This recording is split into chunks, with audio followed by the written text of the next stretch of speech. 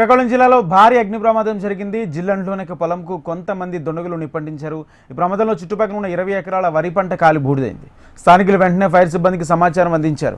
రంగంలోకి దిగిన ఫైర్ సిబ్బంది పొలాల్లోకి వెళ్లే దారి లేకపోవడంతో ఫైర్ ఇంజిన్ రోడ్లపైన నిలిపివేశారు. దీంతో రైతులందరూ కలిసి బిందెలు బకెట్లతో మంటలను ఆర్పే ప్రయత్నం చేశారు. చేతికి అందిన పంట అగ్నికి ఆహుతి కావడంతో రైతులు కన్నీరు మున్నీరవుతున్నారు.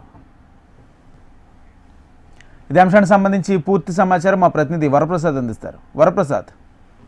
రాజేంద్ర, ఇప్పుడు ఈ శ్రీకాకుళం జిల్లా మందస మండలం జిల్లుండ గ్రామంలో జరిగిన అగ్ని ప్రమాదంలోని ఒకే రైతుకి సంబంధించిన 10 ధాన్యం బస్తాలు అక్కడికక్కడికే బూడిదైపోయి మిగతా ధాన్యం బస్తాలు కూడా దగ్ధం అయ్యా. దానిపై ఇంకా పూర్తిగా పూర్తి సమాచారం అయితే లేదు. దగ్గర 20 ఎకరాల్లోని ఈ ఘటన జరిగింది. ఒక కొల్లి రోహిణి అనే వ్యక్తి, ఎందుకంటే అక్కడ యాక్చువల్ గా ఏం చేస్తుంటారంటే ఒక వరి చేను అయిపోయిన తర్వాత నిప్పు పెట్టి దాని నుంచి అక్కడ బూడిద చేసి దాన్ని గతంగా వాడతారు. ఆ నేపథ్యంలో నేను పెట్టేసరికి పక్కన ఈ గాలి ఒక్కసారి రావడంతో పక్కనున్న ఒక వరి కుప్పలకి అంటుకోవడంతో ఈ ఘటన జరిగిందని మాత్రం తెలుస్తుంది. ముఖ్యంగా అక్కడ దగ్గర 20 ఎకరాల్లోనున్న ఈ రైతులందరూ పండగ ముందు ధాన్యం అమ్ముకోవడానికి అక్కడే పొలాల్లోని నూర్పులు వేసి ఆ నూర్పుల బస్తాలు కూడా అక్కడే పెట్టారు. కొన్ని వరి కుప్పలు కూడా దగ్ధమయ్యాయని మాత్రం తెలుస్తుంది. ఎందుకంటే ఆ మధ్యలోకి వెళ్ళడానికి కూడా అగ్నిమాపక సిబ్బంది మాత్రం చాలా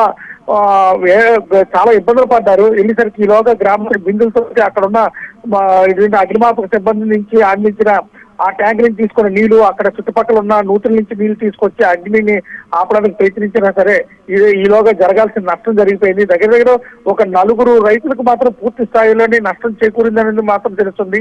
ఆ ఘటనా స్థలానికి రెవెన్యూ శాఖ కూడా, అలాగే వ్యవసాయ శాఖ అధికారులు, అలాగే పోలీసులు కూడా ఘటనా స్థలానికి చేరుకొని పూర్తి స్థాయిలో దర్యాప్తు చేస్తున్నారు. ఏదేమైనప్పటికీ ఈ పంట పొలంలోని నూర్పు అయిపోయిన తర్వాత, అలాగే ధాన్యం అయిపోయిన తర్వాత అక్కడే గడ్డినేసి ఈ నిప్పు పట్టించడం వల్ల ఈ ఘటన జరిగిందని మాత్రం చెప్తుంది. గతంలో కూడా చెప్పారు అధికారులు.